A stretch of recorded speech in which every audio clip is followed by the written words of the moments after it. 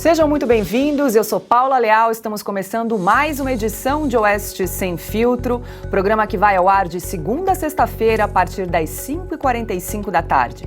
As principais notícias do dia são analisadas pelos nossos comentaristas. Aqui no estúdio, Augusto Nunes e Silvio Navarro, Marco Antônio Costa de São Paulo e Ana Paula Henkel de Los Angeles. E como os nossos programas não são mais exibidos no YouTube, você pode acompanhar nossa programação pela plataforma Rumble. Oeste Sem Filtro também é transmitido pela Rádio Estúdio 92.3 FM de Cascavel. Hoje é 31 de janeiro de 2023. Confira os destaques desta terça-feira. Outra denúncia contra o ministro das Comunicações. Juscelino Filho é acusado de usar de forma irregular mais de R$500 milhão do fundão eleitoral.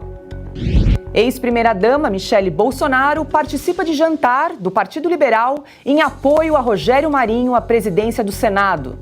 E vamos falar ainda sobre crianças e adolescentes envolvidos em processo de transição de gênero, assunto da nossa entrevista de hoje. Tem muito mais agora no Oeste Sem Filtro.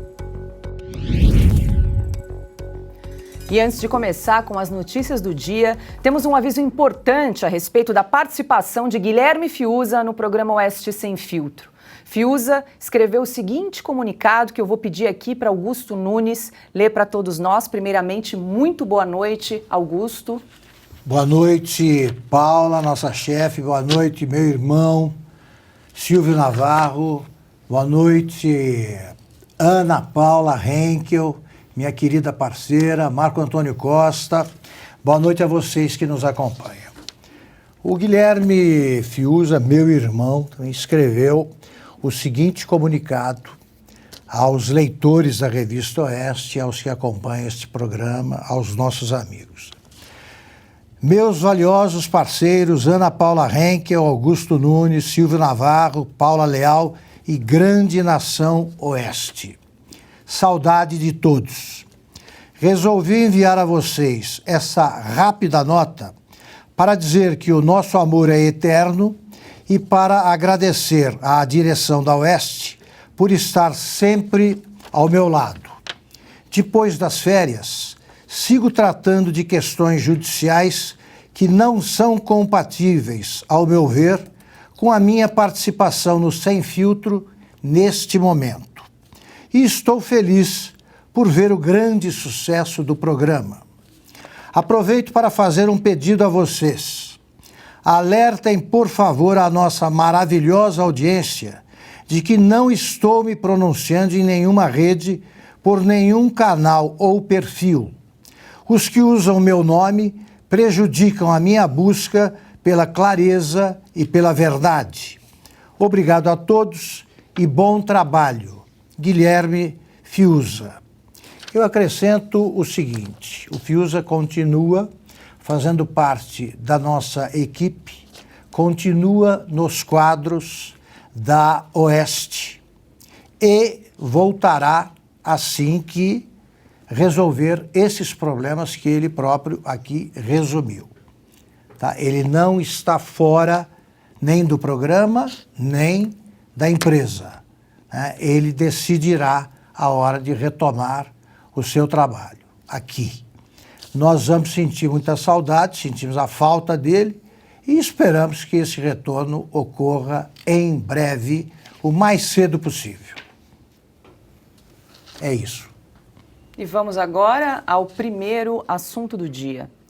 A JF, holding dos irmãos Batista e dona do frigorífico JBS, quer revogar o acordo de leniência firmado com o Ministério Público Federal. Um dos advogados à frente do pedido é Cristiano Zanin, que defendeu Lula nos processos abertos pela Operação Lava Jato, segundo informou o jornal o Globo. Em 2017, a empresa concordou em pagar uma multa de 10,3 bilhões de reais ao longo de 25 anos. Até o momento, cerca de 2 bilhões foram pagos. Na época, a negociação beneficiou o grupo com o encerramento de investigações sobre 4 operações policiais que envolviam a JF. Bom, para começar aqui nossa rodada de análise e comentários, quero dar as boas-vindas ao nosso convidado da noite, Marco Antônio Costa. Seja muito bem-vindo aqui ao programa Oeste Sem Filtro. Boa noite, Paula. Boa noite, Silvio, Ana Paula Henkel, Augusto Nunes. É uma honra estar com vocês aqui e queria agradecer o convite de vocês. E já aproveito para te colocar na roda para comentar aí esse primeiro assunto, Marco Antônio, a respeito dessa possível revisão do acordo de leniência da JF, a pedido, então, do advogado Cristiano Zanin. Olha, esse ponto é interessante que, do ponto de vista jurídico, quando você tem, tecnicamente, a anulação da condenação do Lula por uma questão de foro, lá atrás a gente já havia comentado sobre isso, que você naturalmente vai ter, por via de consequência, uma série de anulações sistemáticas que vão acontecer. Tem a ver com a teoria do fruto da árvore envenenada, né? Então, quando você acaba com um processo por uma questão formal e que vai irradiar, né, para os outros condenados, para outras empresas que participaram da Operação Lava Jato, essas empresas, obviamente, vão querer se beneficiar dessa anulação. E era natural que isso acontecesse, tá? Com o tempo a gente vê, vai ter mais pedido de revisão e de anulação de acordo de leniência com base nesses fundamentos.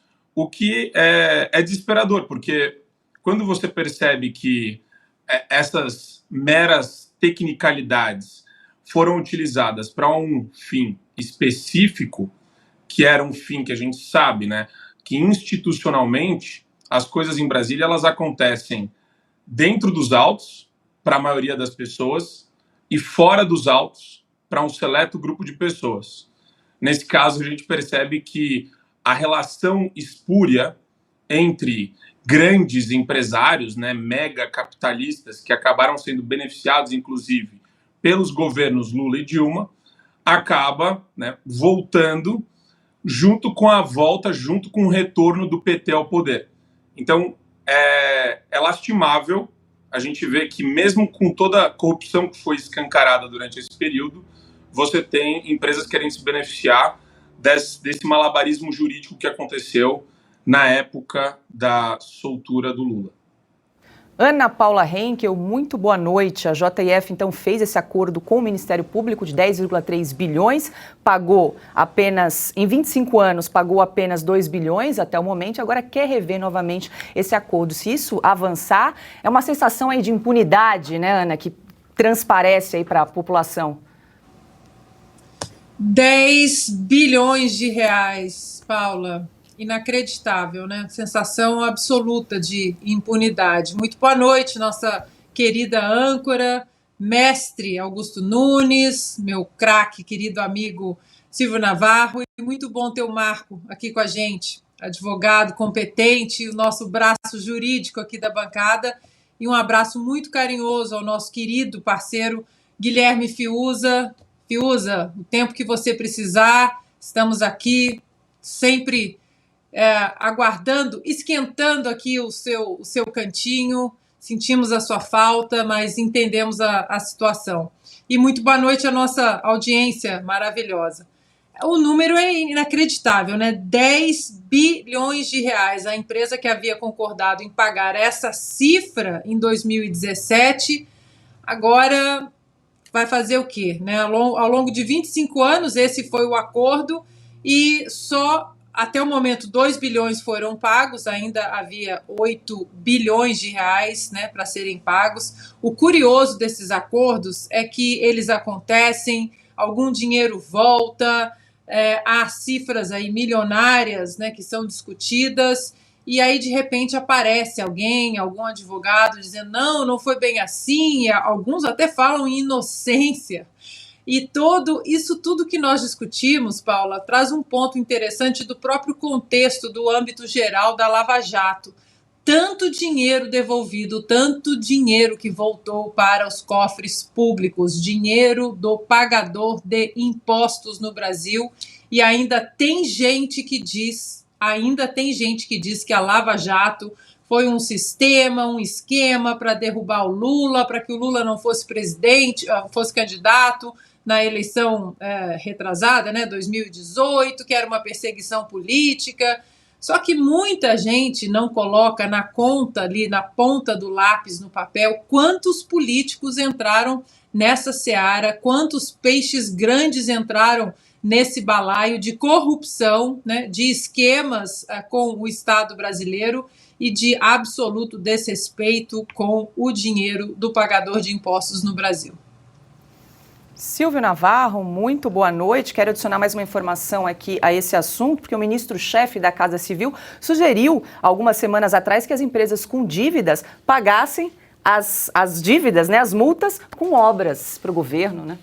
Só no Brasil, né, Paula Leal? Boa noite para você, meu mestre e irmão Augusto Nunes, querida e craque Ana Paula Henkel. Marco, muito bom ter você aqui na nossa bancada. Quero registrar também um abraço ao Guilherme Fiuza. Fiuza, você é gigante e sabe disso. Volte logo. Paula, eu me recordo aqui de uma entrevista no final do ano, na virada do ano, uma das últimas edições da nossa revista Oeste, que eu fiz com o então ex-procurador, né, Deltan Dallagnol, eleito deputado federal, que chefiou a Lava Jato. E num dado momento, eu estava até procurando aqui, eu perguntei a ele, olha, as empresas estão revendo seus acordos de leniência, tudo o que a Lava Jato avançou foi rasgado, está ficando para trás, a Lava Jato está virando passado. E ele disse com as seguintes palavras, né?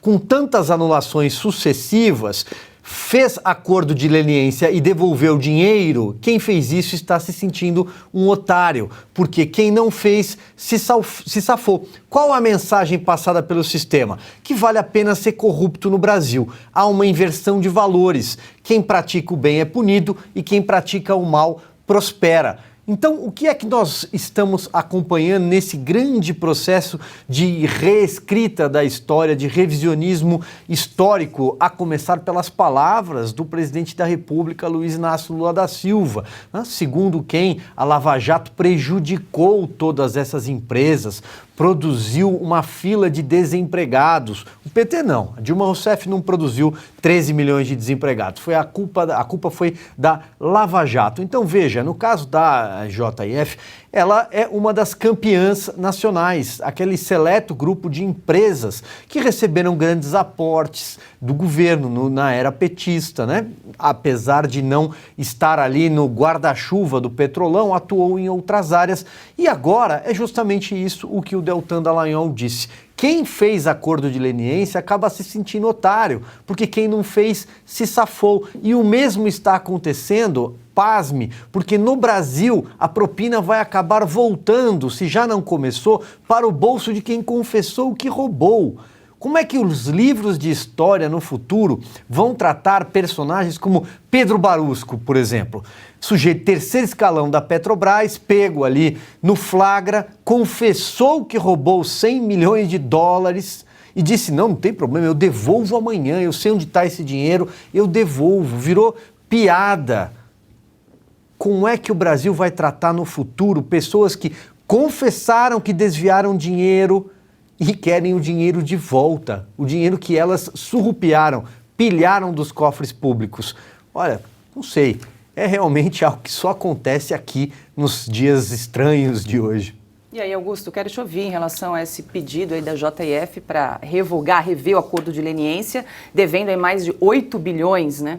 Bom, primeiro aproveitando o que vinha dizendo, o que acabou de dizer o Silvio Navarro, o Brasil inventou até a figura do injustiçado, da injustiça jurídica voluntária, que é o caso daquele Silvinho Landerhover. Silvinho Pereira, que era secretário do PT, na época do Mensalão, né? Ele prestou serviços voluntários, né? Se confessou culpado, e aí o Lula continuou dizendo que o Mensalão não existiu. Então, você tem alguém que assume um crime inexistente, cumpre a pena só no Brasil. E aqui tem a devolução de dinheiro desnecessária, bilhões. Aí chegamos ao caso especialmente repulsivo da JEF, né? Que é a holding. É os Wesley. Aquela fita gravada pelo Wesley Batista, estava bêbado, né, conversando com um amigo, ele não percebeu que ele tinha gravado uma coisa qualquer e não percebeu que continuava ligado o gravador e fez confissões estarrecedoras que me levaram a concluir que o que foi inventado no caso dele foi a meia delação premiadíssima. Ele fez várias acusações ao governo do presidente Temer, a figura do presidente Temer e a ministros, e não abriu a boca sobre o responsável pela ampliação absurdamente grande absurdamente impressionante da fortuna que foi o Lula. No governo Lula ele virou campeão nacional do BNDES, né, junto com o Ike Batista e outras figuras aí que o empresariado deve usar como o exemplo a não seguir se quiser agir honestamente. Pois bem, o Wesley Batista levou uma grana preta do BNDES. Sobre isso, eles só trataram do governo Temer, isso aí não existiu.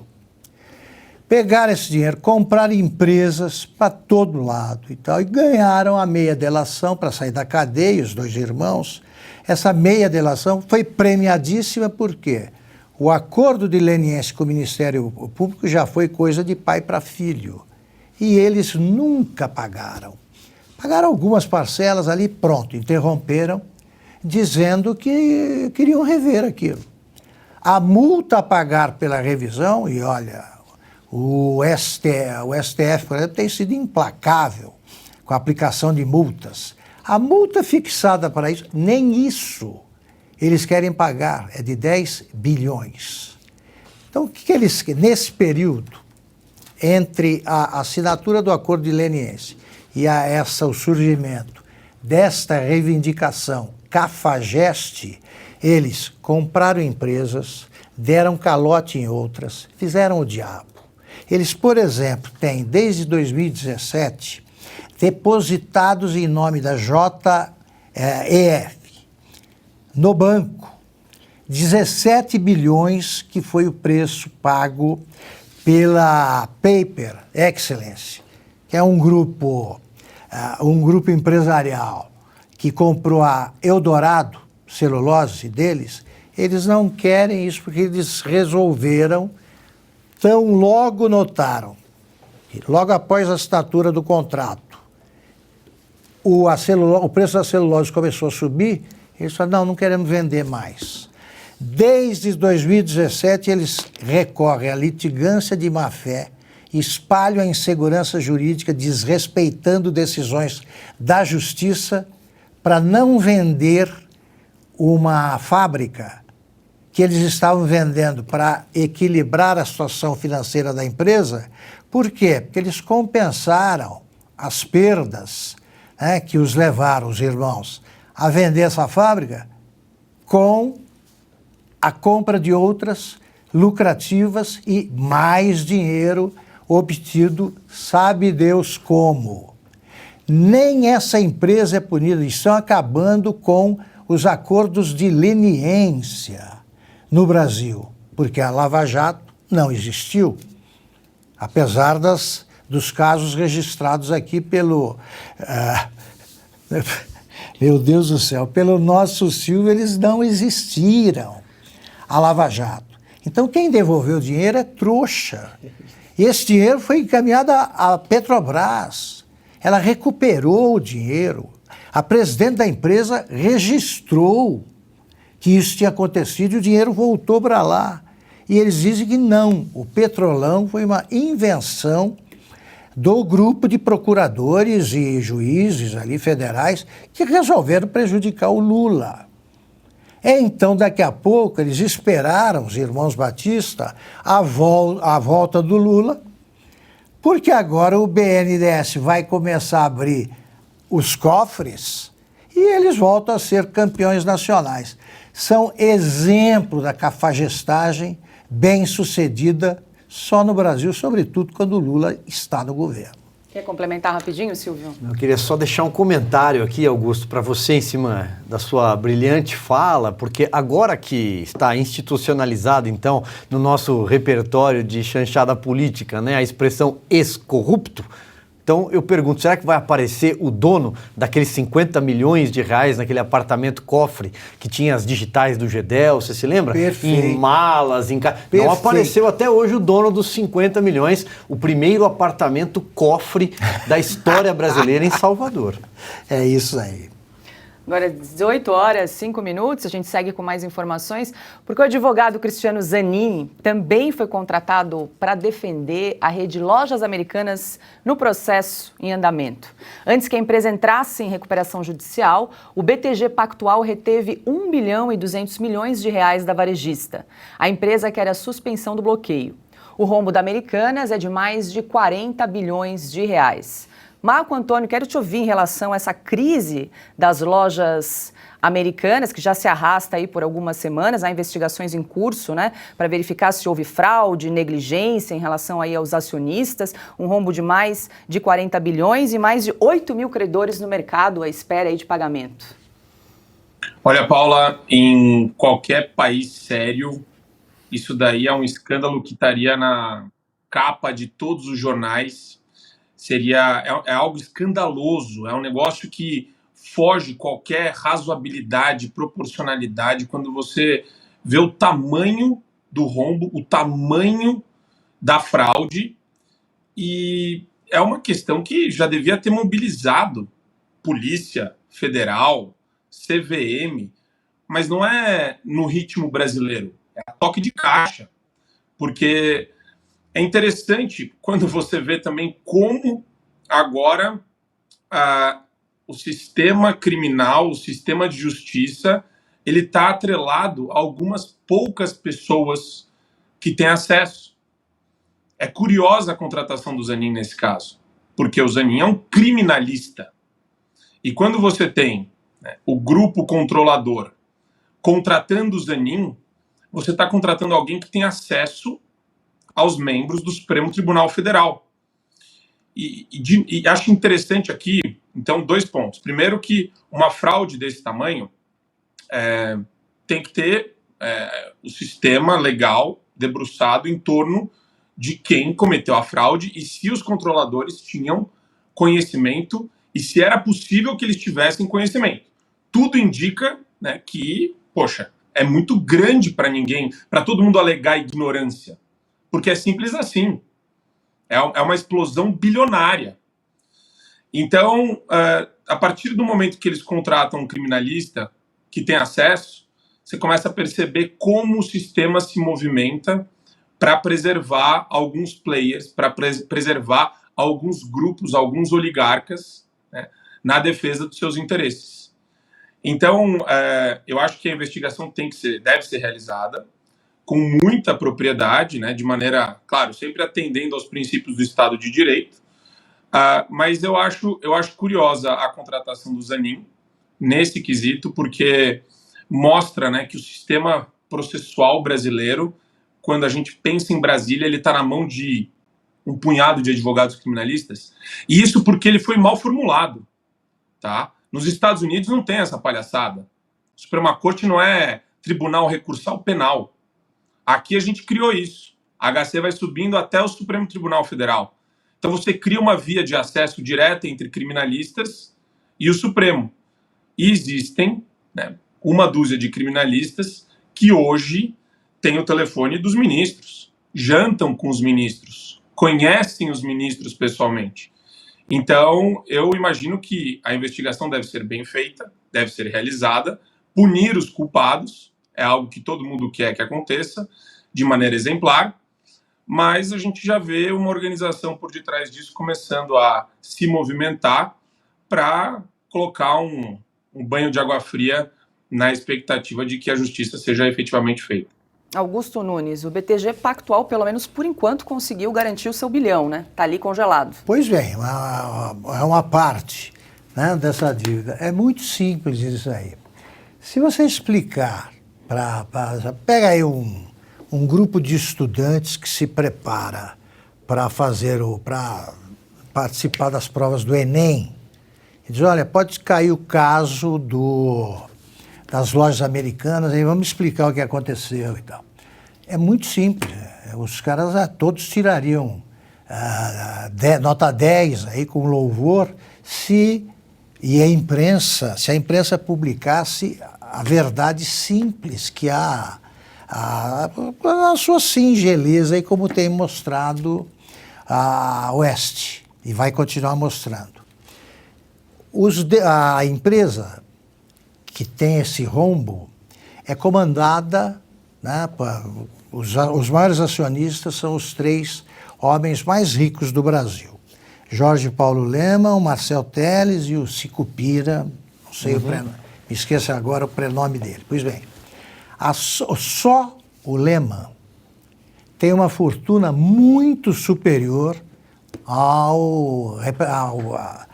esse buraco escavado aí por malandragens. Ocorreram malandragens que têm que ser investigadas e os responsáveis punidos. Pois bem, eles têm dinheiro para pagar. Se o negócio deu certo, você lucrou. Se não deu, por qualquer motivo, você paga o que deve. Não, eles querem uma recuperação judicial. Tá? Então, tem dinheiro para pagar, mas não querem nem que a dívida, as razões do buraco sejam investigadas e também não querem tirar o dinheiro do bolso para pagar. Isso põe em risco 100 mil empregos no Brasil. 100 mil funcionários no momento não sabem o que vai acontecer, embora os donos da empresa tenham dinheiro para acertar. Aí a bobagem, estou sendo brando no linguajar, que fizeram. Então tá. Os 3 que eu mencionei são conhecidos por comprarem uma empresa, aí eles mudam os métodos administrativos, quase sempre com sucesso. Eles compraram todas as grandes cervejarias do mundo, né, as fábricas de cerveja.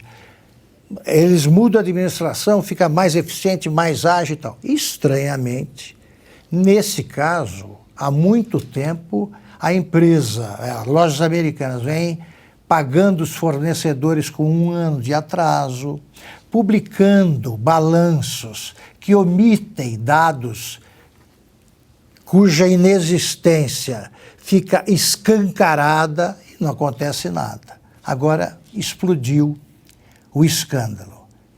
Eles têm de pagar. Simples assim. Têm de pagar. Como vai mostrar a Paula, as movimentações já começam a envolver o governo, então se aproximam do nosso dinheiro. Então é o seguinte, eles acabam de confessar a culpa contratando o Zanin. Eu vou defender de novo a tese que eu costumo apresentar aqui no nosso programa. No dia em que eu contratar um advogado, como eu já citei o Zanin, se eu contratar o Antônio Cláudio Mariz de Oliveira, podem me prender. Eu confesso tudo. Por quê? Porque ele é o cara que fez aquela frase famosa. O crime já aconteceu, punir para quê? Então, esse é o cara que perdoa tudo, é com ele que eu vou. Como eu não devo nada, surge algum problema, eu recorro ao advogado da empresa ou algum sobrinho, primo, tal advogado, resolve isso aí para mim.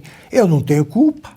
Agora, quando eu contrato o Cacai, o Zanin, o Mariz e esse pessoal que vocês conhecem, a turma que defendeu os culpados da Lava Jato, aí, olha, bota culpado nisso. Se você vai lá, esteja preso, eu já vou levantando o braço.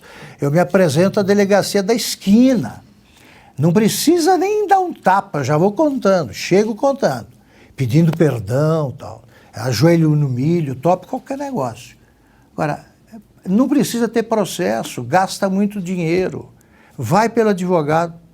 Eu digo isso desde que o advogado que me servia de exemplo, já morreu, era o ministro do Lula, o Márcio Tomás Bastos. De lá para cá, cresceu o número de advogados que são vistos de perto provas de que o crime aconteceu. E a gente segue no assunto das lojas americanas porque representantes de centrais sindicais se reuniram com Luiz Marinho, ministro do Trabalho. A Central Única dos Trabalhadores, a CUT, e a Federação Nacional dos Trabalhadores no Comércio querem que o Ministério ajude a manter os empregos e direitos trabalhistas de mais de 44 mil funcionários da Americanas.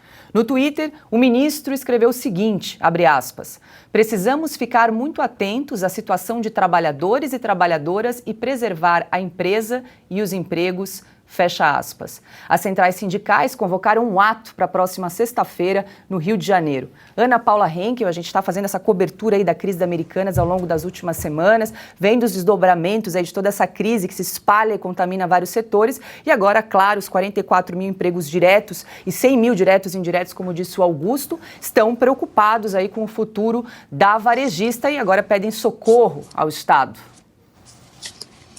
São muitos empregos diretos e indiretos, né? Esse efeito cascata, o efeito dominó, vai atingir gente grande. Eu estava lendo essa semana, né? Gente grande, empresas grandes como Nestlé, por exemplo, né? Fornecedores grandes, mas também fornecedores pequenos, pequenos empresários. Vai ser interessante acompanhar essa história, porque o brasileiro ele está, infelizmente, acostumado em ver o Brasil como o país da impunidade para políticos e esses peixes grandes, né, da área de negócios no Brasil.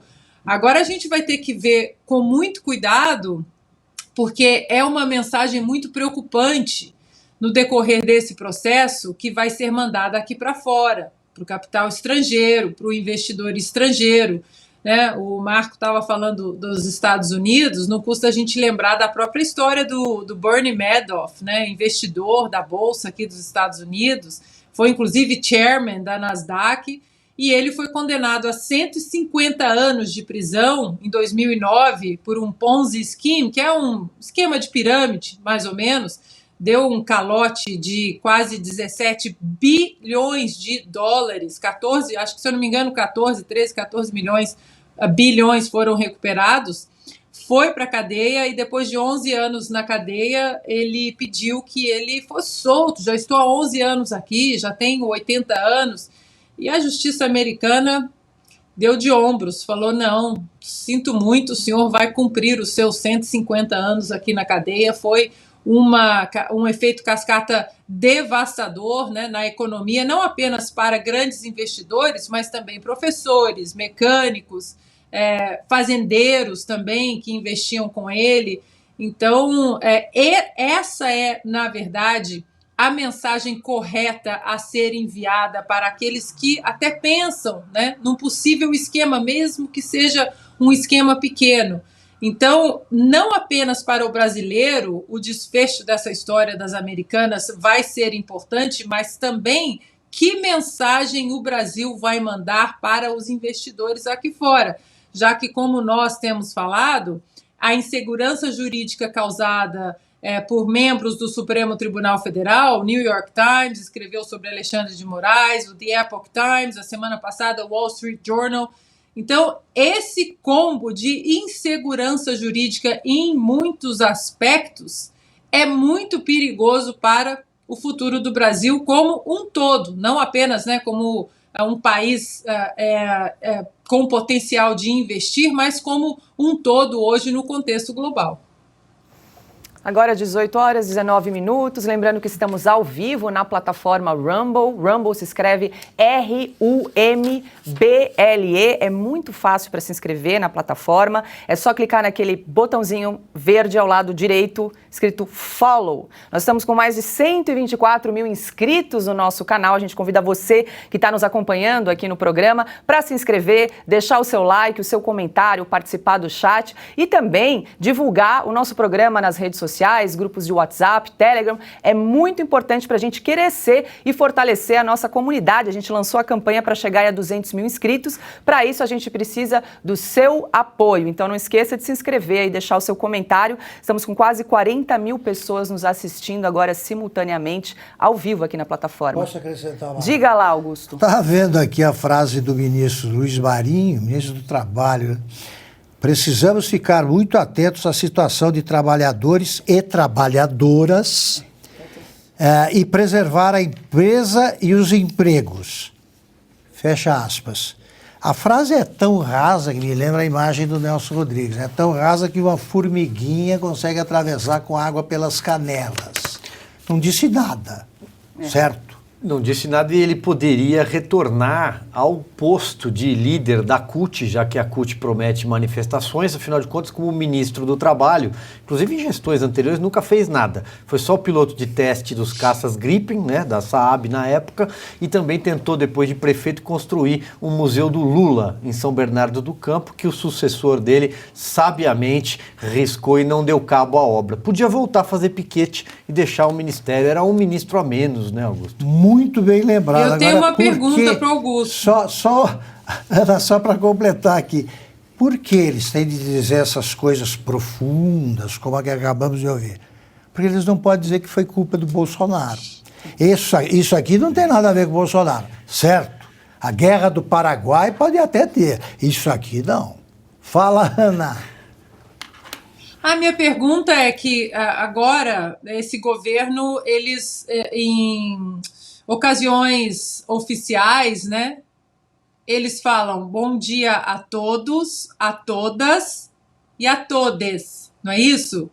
E aí, no caso do tweet dele, ele falou trabalhadores e trabalhadoras, tá? Tem alguma coisa errada, não tem trabalhadoros, por exemplo? Faltou uma palavra. Tá faltando. Aí, nesse tweet dele, trabalhadores é o quê? É feminino ou masculino? O cara não sabe português, quer falar outra linguagem. Bom, vamos lá, a gente segue aí com mais informações aqui no programa Oeste Sem Filtro, porque neste final de semana, uma reportagem publicada pelo portal G1, em homenagem ao Dia da Visibilidade Trans, revelou que 280 menores de idade estão em processo de transição de gênero no Hospital das Clínicas da Universidade de São Paulo. 100 são crianças de 4 a 12 anos. As etapas do procedimento envolvem desde o bloqueio da puberdade até a cirurgia de mudança de sexo. Entre os entrevistados está Gustavo, de apenas 8 anos. A criança nasceu menina e agora já está com características de um garoto. Segundo a mãe, Gustavo começou o processo de transição aos 4 anos. Veja o vídeo exibido pelo G1. Eu percebi que o Gustavo era uma criança trans quando ele tinha 2 anos de idade. Ele sempre rejeitava tudo que era feminino. Eu me sentia não seguro, eu me sentia que eu não tenho pessoas confiáveis, mas eu tinha minha mãe, minha família, que um dia eu sim ia conseguir o que eu queria, e eu consegui. O acompanhamento do Gustavo foi uma questão muito difícil, porque o hospital que o Gustavo faz acompanhamento hoje, que é o Hospital das Clínicas, tem uma fila de espera muito grande.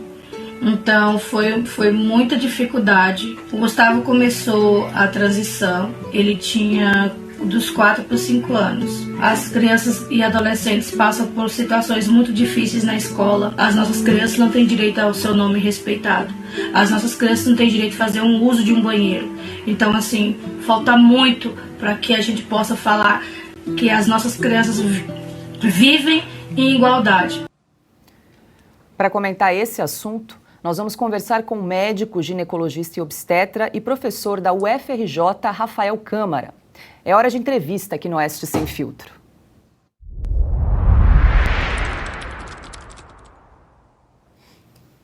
Boa noite, doutor Rafael. Seja muito bem-vindo aqui ao programa Oeste Sem Filtro. O senhor está me ouvindo bem?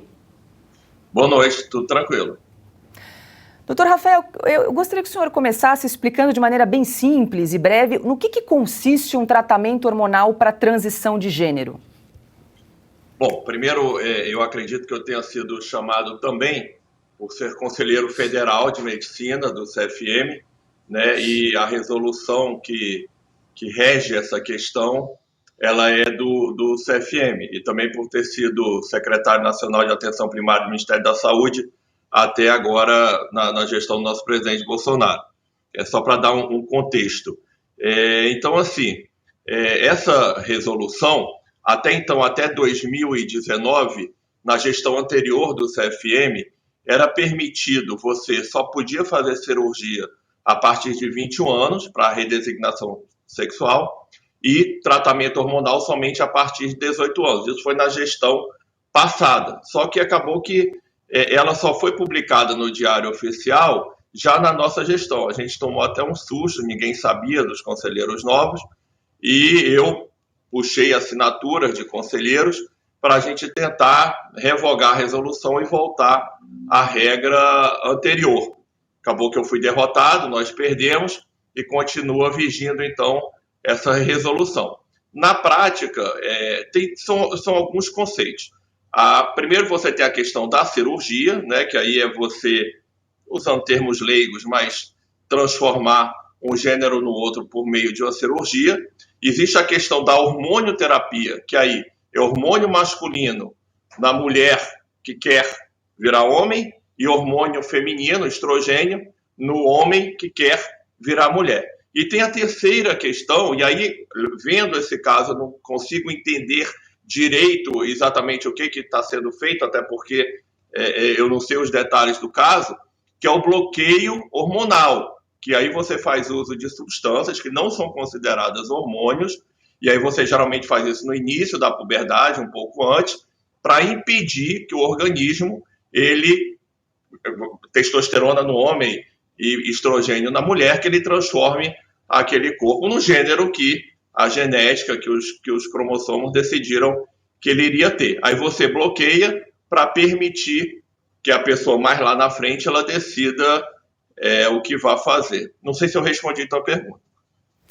Respondeu sim. Quem pergunta agora é Silvio Navarro. Doutor, boa noite, um prazer conversar com o senhor, seja bem-vindo. A minha pergunta vai no sentido da questão legal. Quem autoriza esse tipo de procedimento? A mãe, basta a mãe assinar? Precisa dos dois genitores? Isso quem arbitra? Isso passa por algum conselho? Passa por um juiz? Há alguma referência ao Estatuto da Criança e do Adolescente? É um assunto muito delicado. Nós estamos falando de crianças de 4 a 12 anos, como a Paula reportou agora, mas também há casos que acontecem depois, adolescência, até os 18 anos. Então a pergunta é, quais são os parâmetros legais para uma situação como essa, que numa primeira observação, para quem assiste, para quem um vídeo como esse, para quem acompanha esse noticiário, chega em alguns casos a chocar? Então, na verdade, o que acontece? Não precisa de decisão judicial, nada disso. Obviamente, os pais eles têm que concordarem, e isso tem que passar, entenda, eu nunca fiz parte desses ambulatórios, até porque eu nem sequer concordo com isso. Nesse período da discussão da resolução, nós levamos especialistas lá no CFM.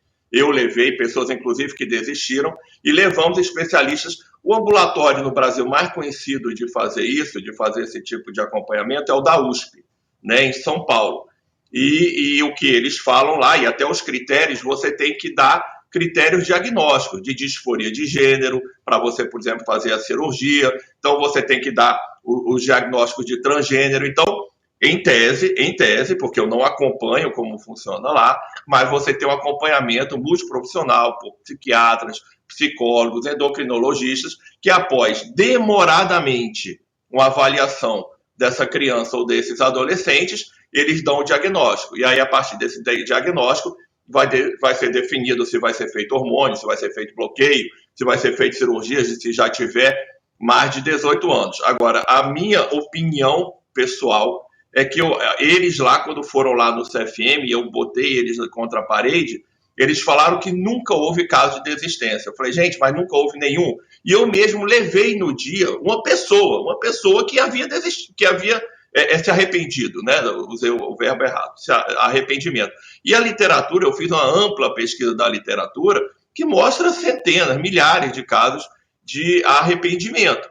Então, assim, o que eu acho, eu sou também do Conselho Regional de Medicina do Rio de Janeiro, São Paulo não está sob a minha jurisprudência, e o CFM é a instância recursal. Eu, pessoalmente, acho que esse ambulatório ele deveria ser melhor investigado, avaliado por pessoas que não concordam exatamente com isso, ou têm algumas críticas em relação a isso, algo mais imparcial. Hoje no Brasil você tem um problema muito grande de geralmente que acaba fazendo a avaliação são pessoas que têm um certo viés. E agora, o que eu posso dizer, né? Assim, eu fiquei 2 anos e meio como secretário nacional de atenção primária do Ministério da Saúde, e existe uma portaria do SUS, que aí pode ser que essa portaria seja revogada, mas essa portaria de 2013, que ela só autoriza a cirurgia depois de 21 anos e o hormônio depois de 18 anos. Então, na prática, no SUS, o SUS não paga hormônio de 16 anos a menos de 18 anos, nem paga cirurgia abaixo de 21 anos. E eu não deixei essa portaria ser alterada. Agora, assim como o governo do PT já revogou a minha portaria, que era contra o estuprador em casos de estupro em pessoas que vão fazer aborto, e a ministra já falou também que vai revogar o meu manual que impede de matar bebê de acima de 20 semanas na barriga da mãe, é muito provável que essa portaria acabe em algum momento sendo revogada pelo Ministério da Saúde, até porque a gente sabe que isso é uma pauta do pessoal dito progressista, né? Nós estamos conversando com o médico ginecologista Rafael Câmara. Quem pergunta agora é Marco Antônio Costa. Boa noite, doutor. Doutor, eu vejo o Brasil como uma espécie de copia e cola em termos de acontecimentos e até questões como essas dos Estados Unidos. Então, se eu quero saber o que vai acontecer no Brasil em 2 anos, eu olho para os Estados Unidos hoje. E nos Estados Unidos, na verdade, houve a alteração da CID que tirou a disforia de gênero como doença, como patologia. Isso por si só já causa espécie, inclusive para mim, né? E acho que para várias pessoas que não são psiquiatras, médicos. A minha pergunta para o senhor vai no seguinte sentido.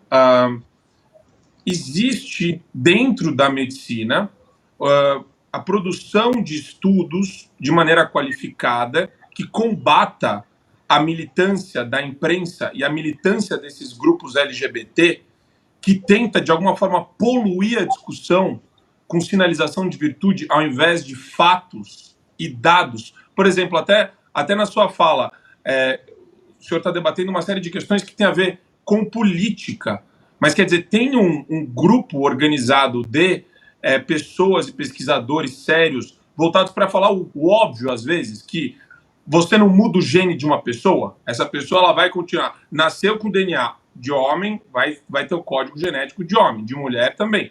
Mas quer dizer, existe um grupo assim no Brasil para combater essa desinformação e essa militância? Lamentavelmente, não, e se existe é muito pouco. Eu vou te dar um exemplo. Na minha área de parto e aborto, eu sou ginecologista, a gente mudou toda a política lá, dobramos o orçamento para cuidar de mães e bebês com a rede de atenção materna e infantil, passou em 900 milhões de reais para 1,8 bilhão de reais. A primeira coisa que a ministra fez quando assumiu foi revogar essa nossa política. E por que eu estou falando isso? Porque o tempo inteiro que eu estava no Ministério da Saúde, eu tomava conta de um orçamento de cerca de 30 bilhões de reais por ano. O que eu mais quis e tentei fazer foi conseguir custear pesquisas, e eu tinha muito recurso para isso, na área de parto, de aborto, pesquisas sérias, e não pesquisas mequetrefes, como faziam, que era basicamente para justificar você fazer aborto. E tentei em várias e várias universidades públicas e nenhum aceitou. Então, assim, a mesma coisa na questão dos transgêneros. Basicamente, hoje no Brasil, a única instituição que faz alguma pesquisa em relação ao tema são exatamente os pesquisadores que trabalham com esse ambulatório da USP. E eu, inclusive, discuti esses artigos dele lá, esses estudos dele lá, e mostrei várias fragilidades. Faz parte, o estudo faz parte dessas fragilidades. Mas o que eu noto hoje, e aí talvez tenha sido uma falha do nosso governo, às vezes essa querela com as universidades, é que esses temas que não são contra o que o pessoal progressista, os pesquisadores progressistas, eles decidem como certo, você não consegue encontrar pesquisadores que realmente queiram adentrar no tema. Seja porque eles não acreditam nisso, no próprio assunto, por exemplo, de parto e de aborto, eu provei para o STF, eu mandei um ofício para o STF, dizendo que a pessoa que foi representar o Ministério da Saúde naquela audiência pública, a DPF 442 no STF em 2018, que eu estive lá, fui o único médico contra o aborto e mais de 10 médicos favorecendo o aborto, que a pessoa que na época, em 2018, foi falar pelo Ministério da Saúde, uma pesquisadora, ela inventou um dado, e eu mandei isso, provei que era um dado inventado, como secretário, mandei um ofício para a ministra Rosa Weber e nunca recebi resposta. Então, eles não só você não consegue pesquisadores, não só não tem pesquisas, mas como as pesquisas ruins que fazem e números falsos que mostram, ou com erros, ou com várias questões metodológicas, não são discutidas e não são apontadas pelos outros pesquisadores. Então, assim, lamentavelmente, nós não temos dados para os refutar e para os rebater. Quase 45 mil pessoas nos acompanham ao vivo na plataforma Rumble. Nós estamos conversando com o médico, ginecologista e professor da UFRJ, Rafael Câmara. Quem pergunta agora é Ana Paula Henkel. Boa noite, doutor Rafael. É um assunto extremamente sensível para mim, pessoalmente, por causa...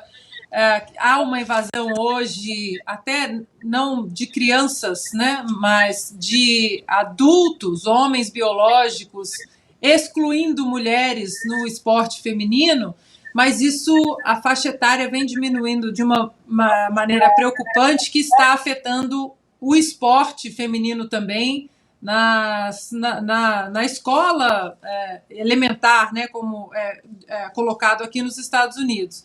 E interessante o Marco ter falado isso dos Estados Unidos estarem no futuro, 2 anos na frente, né? Basta olhar o que acontece nos Estados Unidos, que vai chegar no Brasil, as boas ideias e as ruins também. O que está acontecendo aqui, doutor Rafael, é um movimento, por incrível que pareça, um movimento agora contrário a essa forçação de barra, eu até diria assim, nessa transição muito, muito cedo, né? As crianças ainda, nem na puberdade, elas estão chegando, até porque alguns dados sobre arrependimentos em adolescentes com 17, com 18 anos, esses dados estão se tornando públicos agora. E eu gostaria de perguntar para o senhor se existe já no Brasil esse tipo de dado das crianças que fazem essa reversão, essa transição e que agora se arrependem, meninas, por exemplo, que não têm mais seios, que não sabem se vão conseguir engravidar, se no Brasil isso já é um assunto também debatido. Então, Ana, realmente eu acompanho o seu trabalho, a sua militância nessa questão, parabenizo. Lamentavelmente, no Brasil, até como eu já falei, não tem. Os estudos no Brasil todos que tratam, divagam sobre esse tema, eles são geralmente de grupos de pesquisadores que têm uma linha ideológica muito clara. E eu discuti com eles, eles insistem em falar em 2019, essa audiência lá no CFM foi bastante falada, bastante comentada, e eu perguntei várias vezes, eles sempre repetindo que nunca houve nenhum caso de arrependimento. Sabe o que acontece? Os estudos, eles são metodologicamente muito ruins. Então, o que acontece? Geralmente, quem se arrepende não volta mais no ambulatório. E eu perguntei isso. O que é que vocês fazem com quem não volta mais no ambulatório? E eles não fazem segmento de quem não voltou. Tipo, ligar, mandar um telegrama. Isso seria uma boa ciência. E aí a gente não sabe se isso é feito por metodologia ruim ou, às vezes, até proposital para não mostrar casos de arrependimento. Realmente, internacionalmente, pululam artigos e estudos mostrando esses arrependimentos. Isso está sendo levado bastante a sério agora. A própria mídia, a grande mídia, também tem falado disso. E você falou também em relação à questão do esporte. Aí se mostra completamente a ideologia, né? Porque você querer dizer que alguém, porque tem uma testosterona baixa, né? Baixa e durante anos, às vezes décadas, teve toda a ação ali da testosterona em músculo, em osso, você querer dizer que a partir dali a pessoa está absolutamente igual a alguém que nasceu mulher, isso é tão bizarro do ponto de vista fisiológico, que até mesmo os especialistas que tratam do tema, eles não têm mais coragem de falar isso, porque chega a ser até ridículo você querer dizer que basta uma testosterona baixa para dizer que aquela pessoa está em igualdade de competição de uma mulher, né, alguém que nasceu XX, com alguém que nasceu XY e momentaneamente, ou há 1 ou 2 anos, ou seja, lá quantos anos forem, está com a testosterona baixa. Isso não tem nenhuma lógica científica. Isso é bizarro, né? Assim, mas a gente, lamentavelmente hoje, a gente só vai mudar isso quando nós conseguirmos formar pesquisadores, estudiosos na academia. Não tem jeito, não podem ser pessoas normais. Para você fazer um estudo científico, você tem que ter anos e anos de conhecimento, como eu fiz mestrado, doutorado, especializações e tudo mais. E tem que, além de formar essa massa crítica conservadora, de direita, você também tem que ter recurso para essas pessoas conseguirem fazer estudos. Porque senão vai sempre a esquerda usar os argumentos, os progressistas usarem os argumentos daqueles estudos muito mal feitos deles, mas é o que tem, e vai sempre dizer que o outro lado não tem estudo nenhum para confrontar, o que não deixa de ser verdade. Pelo menos aqui no Brasil, isso é fato notório. Doutor Rafael, o senhor está falando sobre estudos. Existem estudos científicos mostrando, por exemplo, que o uso desses hormônios a longo prazo podem ter efeitos cancerígenos, por exemplo? Bom, foi bom você perguntar isso, porque agora está até uma certa discussão também lá no CFM sobre a questão de anabolizantes e uso para uso estético, né? E eu sou um dos que a gente estou bastante dentro da discussão. E aí é engraçado, porque na própria resolução do CFM não tem uma vírgula que seja, sobre malefícios que os anabolizantes podem provocar. E obviamente que pode provocar, tem vários problemas que eles podem provocar, mas não se fala nessa questão.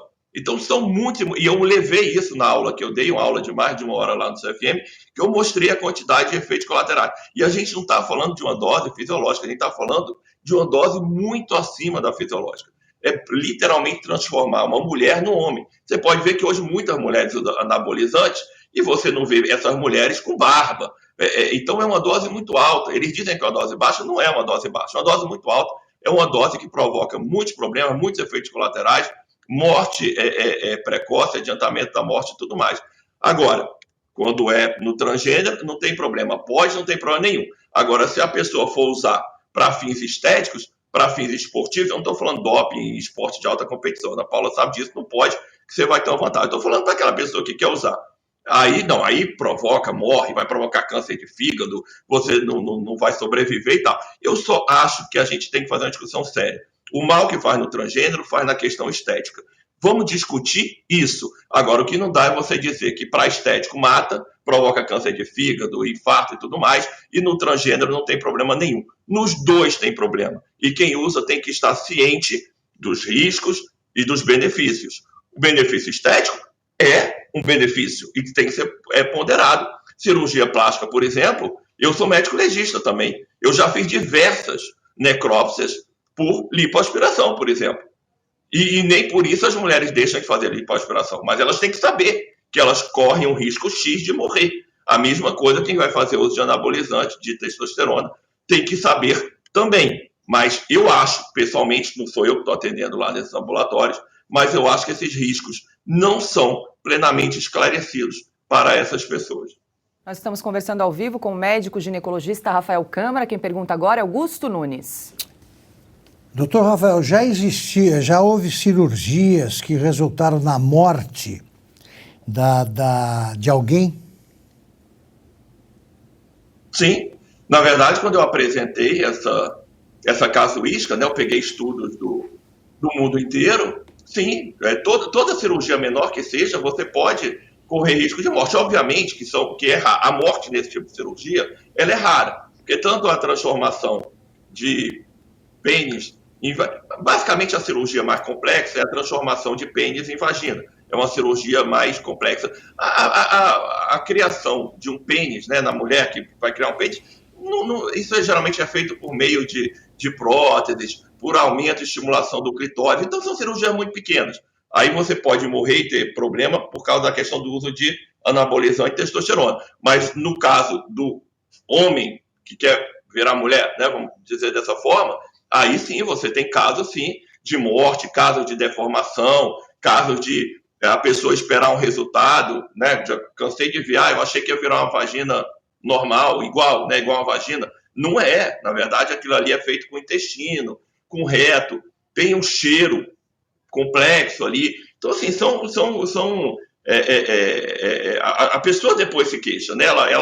Às vezes ela é enganada, ela acha que que realmente vai ficar anatomicamente igual a uma vagina feminina e não fica, né? E absolutamente não fica. Mas tem risco sim, inclusive risco de morte. Agora, 18h45, nós conversamos ao vivo com o médico ginecologista Rafael Câmara. Doutor Rafael, muito obrigada pela sua participação aqui no programa OS Sem Filtro, pelos esclarecimentos em relação a esse assunto delicado e até uma próxima. Eu que agradeço. E nós temos um recado para você, fique conosco, é rapidinho, a gente já volta. Agora eu quero falar com você sobre uma situação que afeta milhares de pessoas todos os dias e você que está assistindo pode ser uma delas. É a queda de cabelo. Segundo a Sociedade Brasileira do Cabelo, 42 milhões de brasileiros sofrem com esse problema hoje em dia. E isso pode desencadear até mesmo a calvície. Exatamente, Silvio, mas existe uma saída para isso. A solução é adotar um tratamento eficiente com o tônico capilar Maxi Hair Pro. Maxi Hair Pro é um dermocosmético desenvolvido com nanotecnologia e biotecnologia, que ativa a matriz folicular profunda, fazendo o cabelo ter um crescimento mais rápido e mais saudável. Olha só esse caso, Silvio.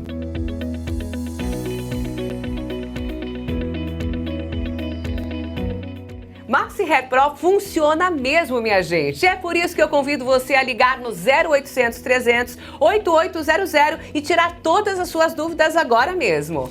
Lívia, esse antes e depois é realmente impressionante. Vale lembrar que além de combater a queda de cabelo, que pode acontecer por causa da genética ou problemas hormonais, esse tônico capilar da BR Vita melhora o crescimento de barbas e de sobrancelhas falhas e finas. É isso mesmo, Silvio. Maxi Hair Pro é verdadeiramente eficiente por conta da sua composição exclusiva que une nanoxenol, biotina, extrato de jaborandi e L-carnitina. Juntos, esses elementos ativam o crescimento de fios fortes e resistentes, sejam em homens ou mulheres. Ligue 0800 300 8800 e veja o seu cabelo crescer 5 vezes mais rápido. Basta aplicar o tônico 2 vezes ao dia durante 30 dias para ver o resultado. E atenção, quem ligar agora ganha 50% de desconto e um brinde especial. Ligue 0800 300 8800. Calvície e queda de cabelo tem solução. Maxi Hair Pro. O Ministério Público Eleitoral do Maranhão alega que Juscelino Filho, ministro das Comunicações do governo Lula, usou 565 milhões de reais do fundão eleitoral de forma irregular. O ministro teria apresentado à Justiça Eleitoral informações falsas para pagar 23 supostas viagens de helicóptero feitas durante sua campanha a deputado federal no ano passado. Ao prestar contas, Juscelino disse que todos os voos foram feitos por 3 cabos eleitorais. Reportagem do jornal Estado de São Paulo identificou, porém, que os nomes fornecidos por ele são de um casal e de uma filha de 10 anos que moram em São Paulo. A família afirmou desconhecer o político. Com a lista falsa de passageiros, Juscelino justificou o pagamento de 385 mil reais do fundo eleitoral para sua campanha eleitoral. O Ministério Público também cobra 180 mil reais utilizados no pagamento de despesas realizadas depois das eleições.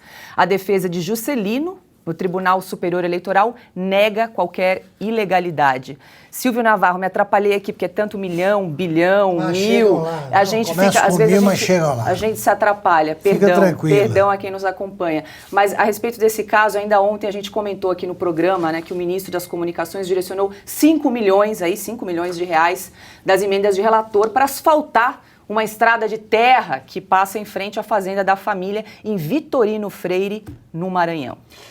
Paula, fosse um país sério, o ministro das Comunicações, assim como a ministra do Turismo, Daniela do Vaguinho, já teriam saído dos seus ministérios, retornado à Câmara dos Deputados, um mês depois de estar no cargo, demitidos, exonerados do cargo de ministro e respondendo a processos no Conselho de Ética e Decoro Parlamentar, o que é passível de cassação. Isso fosse um país sério, o Brasil não é.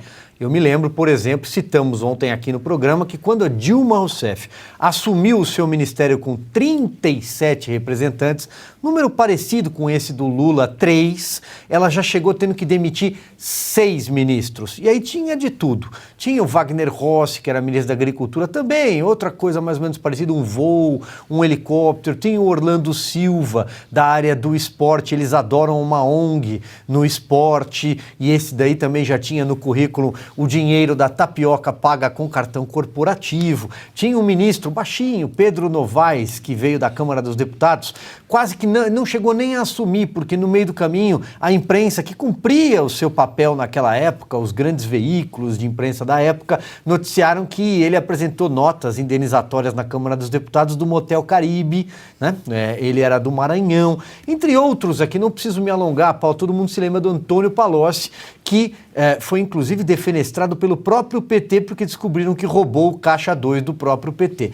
Então o que acontece é mais ou menos uma repetição, porque o Brasil vai voltando no tempo, 10, 20 anos, no modelo petista de governar. Eles abrem a porteira, colocam todo tipo de apaniguados, companheiros, indicados por partidos. Esse veio do União Brasil, aquela lá veio do PTB, do PSD. Enfim, eles vão juntando tudo, sem fazer o trabalho do Google, sem olhar se tem alguma ficha corrida, sem saber de onde veio, e aí dá no que dá, né? Mas são outros tempos, eles vão ficando, eles continuam ministros de um governo que não governa. Essa é a grande verdade. Marco Antônio Costa, quero te ouvir em relação a esse caso. Caso seja provado aí que Juscelino Filho informou nomes falsos à Justiça Eleitoral, ele pode responder, por exemplo, por crime de falsidade ideológica eleitoral? Olha, Paulo, eu queria pegar carona no comentário do Silvio, que é impecável, né? Esse momento de déjà vu que a gente está vivendo hoje tem tudo a ver com aquela experiência do passado. Então, se a gente entende um pouco da nossa história, a gente lembra de algumas declarações, né? Ministro do Trabalho na época, falando que só saía do ministério a bala. Situações como essa, onde você vê de maneira escancarada, incontestável, que houve, né, ilicitude, que houve a prática de algo sério. O que uma pessoa séria faz? Uma pessoa séria, eu gosto muito de utilizar também, a Ana Paula traz exemplos fantásticos dos Estados Unidos, né? O que acontece quando a pessoa tem um mínimo de vergonha na cara? Ela renuncia. Ela renuncia, vou cuidar da minha defesa, o que aconteceu aqui foi injusto, mas eu não quero prejudicar o governo. Só que não, aqui no Brasil, a gente se depara com um fenômeno que nem nas lojas americanas, né? É o capitalismo de compadrio. É que eu não sei como é que tá a briga dos oligarcas lá em cima, né? André Esteves querendo se tornar o próximo, aí você tem o pessoal do grupo 3G. Então eu não sei como que isso vai se desenrolar. Mas quando você vai para a política, tem a justiça de compadrio também. Então você acerta a nomeação de alguém que é do interesse de um determinado grupo para um Tribunal de Contas da União, que às vezes tem um vínculo com ministros, e você consegue aos poucos resolver, e vira uma espécie de deixa disso. Temas como esse, que deveriam ser levados a sérios numa república, são objeto de até escárnio. Eu imagino os ministros tomando cafezinho, no caso dos ministros do Executivo, fazendo troça dessas manchetes. Falando, puxa, foi lá você aparecer no avião, você mandou a lista com nome falso, putz, como é que você faz um negócio desse? E eu não vejo o encaminhamento de investigações de maneira séria quando você vê a máquina inteira tomada por mecanismos de corrupção. Aí você tem o PT, que encarna a corrupção de maneira irrestrita, então ele vai sim estender os seus braços para a corrupção no ambiente privado, vai trazer de volta os seus campeões nacionais, e você vê o PT fazendo a mesma coisa junto aos demais poderes. Só que agora eles estão pós-graduados, eles têm pós-doutorado, eles passaram pela universidade toda, aprenderam como é que funciona, sabem onde que dá e não dá para mexer, e eles vão fazer isso de maneira ainda mais intensa. Então, o que eu consigo enxergar disso daí é o seguinte: quando vê uma matéria dessa, eu fico pensando, poxa, que vantagem as pessoas vão pedir, como que esse cara vai ser chantageado para ceder algum tipo de espaço em alguma pasta ou fazer algum favor para os seus adversários políticos. Então, infelizmente, eu não vejo que isso será resolvido de maneira justa e adequada como deveria. Augusto Nunes, ministro das Comunicações, envolvido em mais uma polêmica agora. Precisa justificar R$500 mil para a Justiça Eleitoral. Uma frase muito repetida diz que a história se repete como farsa, né? Aqui no Brasil é diferente, é a farsa que se repete como farsa. O Silvio lembrou a questão dos ministros da Dilma. A Dilma Rousseff disse que estava, durante esse processo de demissão, demissões sucessivas de ministros, ela não queria demitir, não. O povo é que forçava, a repercussão da roubalheira é que forçava. Ela disse que ela estava fazendo uma faxina ética. Aí eu registrei que a Dilma é a única faxineira do mundo que gosta de lixo por perto, né? Como mostra a trajetória dela. Por incrível que pareça, isso que o Marco Antônio sugeriu agora aconteceu no Brasil e nem faz tanto tempo assim. Em 1992, 93, o presidente era Itamar Franco, o ministro-chefe da Casa Civil, Henrique Argrives, que era, além de ministro, muito amigo do presidente da República, foi denunciado aí, né? Disseram que ele estava envolvido num caso de corrupção. No mesmo dia da denúncia, o Itamar o chamou e disse, olha, eu não quero que meu governo seja envolvido nessas denúncias contra você. E o Argrives disse, olha, eu já preparei a carta de demissão, não quero ficar. Ele foi afastado, ficou 101 dias fora do governo, comprovou-se a inocência do Argrives e ele voltou ao cargo. Simples assim. Afasta o ministro, porque senão o governo vira comparsa, ou pode virar, né, cúmplice. Afaste esse ministro Juscelino, tá? E se apure o que fez. Se for inocente, volta. Se for culpado, deve ser punido. Simples assim. Mas o Lula faz questão de não seguir uma frase que ele disse há muito tempo. Olha que é melhor não mentir, é mais complicado não mentir ou confessar a coisa, porque se você conta uma mentira, daí a pouco você precisa de mais uma para justificar a segunda, e aí você está enrolado em várias mentiras e não num caso só. O Lula faz o contrário do que pregou e é o grande exemplo que ele deveria agora usar como aula, né? Não deixa essa coisa crescer, mas vai crescer e vai envolver o governo. E vai ficar claro que o governo escolhe ministros pelo prontuário, não pela folha corrida, pela folha de serviços prestados ao país, porque aí não há nenhuma. Amanhã, na cerimônia de posse de deputados e senadores, serão escolhidos os presidentes das duas casas do Congresso. Na Câmara, o presidente Arthur Lira, do PP, deverá ser reeleito. No Senado, o presidente Rodrigo Pacheco, do PSD, enfrentará Rogério Marinho, do PL, e Eduardo Girão, do Podemos. Ana Paula Henkel, pelo visto, a disputa vai ficar mesmo no Senado, e a pergunta é, né, será que Rogério Marinho tem votos aí para vencer Rodrigo Pacheco amanhã? Paula, as redes sociais aqui, o Twitter, desde ontem, aliás, tem uma hashtag que está nos trending, que é hashtag Pacheco não. E eu acho que o legado da última administração do presidente Bolsonaro, talvez até 1 ano, 2 antes, é esse legado do brasileiro estar gostando de política, né? E entender a importância, por exemplo, da cadeira de presidente do Senado Federal. Porque essa cadeira ela segura, amarra a nossa Constituição de uma maneira muito importante, mantendo aí a autonomia dos poderes, né, a independência dos poderes dentro da nossa Constituição, ali do contexto das ferramentas de freios e contrapesos, diante de tantos desmandos inconstitucionais, né, jurídicos.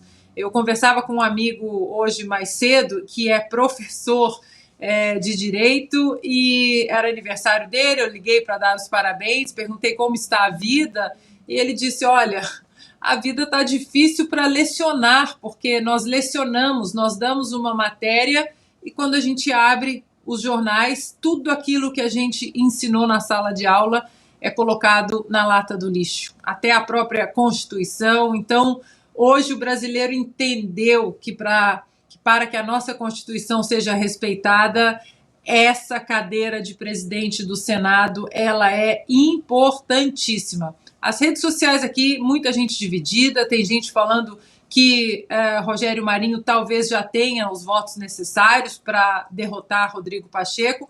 Fato é que, se Rodrigo Pacheco continua como presidente do Senado, nós teremos aí um bom tempo de mais do mesmo, né? Inconstitucionalidades sendo chanceladas pelo Supremo Tribunal Federal e nenhuma ferramenta constitucional para que isso não aconteça. Silvio Navarro, você que conhece as entranhas de Brasília, diga lá o que está em jogo nessa disputa de amanhã, principalmente em relação à cadeira do Senado. Às vezes é melhor não conhecer essas entranhas de Brasília, Paula. Veja só, acho que a Ana resumiu bem. A disputa na Câmara, o jogo lá já está jogado. O Arthur Lira será reeleito, talvez com a votação, a maior votação já registrada para a eleição de um presidente da Câmara. O único oponente até agora é o Chico Alencar, do PSOL do Rio de Janeiro. Deve ter, no máximo, os votos da bancada, ou seja, batem ali 10 votos, não passa disso. Então o Arthur Lira será o novo presidente da Câmara dos Deputados. E no Senado, sim, a disputa é acirrada. Os placares informais dão conta de que ele e o Rogério Marinho, junto com o senador Eduardo Girão, que também disputam, teriam de um lado e de outro 35 votos, mais ou menos. E o restante da massa seria de indecisos. Importante registrar que o voto é secreto, é sigiloso, portanto, os deputados, os senadores, eles podem dizer uma coisa e fazer outra, né? A gente sabe que em política, quando o voto é secreto no Congresso Nacional, trair e coçar é só começar. Então, é possível que tudo aconteça. Inclusive, o Rogério Marinho surpreender e sair vitorioso dessa eleição, o que seria já a grande derrota desse governo Lula que mal começou. Tem aí 30 dias e a gente sempre lembra que há exemplos de uma grande barreira de oposição que o governo Lula sofreu no passado. Por exemplo, em 2007, no final do ano, dezembro, logo depois dos 5 processos de cassação do Renan Calheiros que foram engavetados, o Lula tentou prorrogar a CPMF, sofreu um duro revés no Senado. Também foi no Senado onde funcionou em 2005 a CPI dos bingos, batizada por ele de CPI do fim do mundo, porque ele investigou de tudo, né? Começou com caso Valdomiro Diniz, Loterge no Rio de Janeiro e acabou avançando até conseguir derrubar o ministro da Fazenda, Antônio Palocci, no caso do caseiro Francenildo. Então, o Senado tem um histórico de ser uma casa que conseguiu, no passado, na era petista, montar ali uma muralha ao governo Lula. Talvez, e aqui espero que se repita, porque é uma oposição saudável, caso o Senado confirme essa trincheira. Sobre o Pacheco, pouco a acrescentar. Eu vou sempre recorrer ao personagem de Essa de Queiroz, o Pacheco, que nunca produziu uma obra, nunca fez um discurso, mas era celebrado porque o Pacheco era ilustre, tinha um imenso talento que nunca incomodou ninguém. Ainda nesse assunto, o presidente do Partido Liberal, Valdemar Costa Neto, promoveu a candidatura de Rogério Marinho à presidência do Senado durante um jantar em Brasília ontem à noite. Veja o que Marinho disse aos convidados. Nós precisamos fazer o contraponto. Nós precisamos moderar a avidez, eu diria, os excessos que nós estamos assistindo daqueles que estão chegando ao governo e que, no afã de impor a sua agenda, querem destruir o que foi feito de forma virtuosa a favor. A ex-primeira-dama, Michele Bolsonaro, também participou. Ela fez uma chamada de vídeo com o marido, o ex-presidente Jair Bolsonaro. A deputada Caroline de Toni registrou o momento. Vamos acompanhar. E tudo começou lá em 2019, com vocês, vai continuar. E para imorrível, nós realmente é cada vez mais paisparemos do futuro do nosso Brasil. É uma honra, uma satisfação de ver refugir a vontade, a perseverança e o orgulho de ter político no nosso Brasil. Boa sorte a todos vocês, que o Marinho estiver por aí. Um abraço, Marinho. Vamos juntos. Ex-ministros do governo Bolsonaro, como os senadores eleitos Marcos Pontes e Tereza Cristina, estiveram no jantar. O senador Flávio Bolsonaro também marcou presença. Marco Antônio Costa, quero te ouvir em relação a essa disputa do Senado que ocorre amanhã em Brasília. Olha, Paula, eu acho fundamental que todo o esforço seja voltado para que exista, de fato, um reequilíbrio republicano.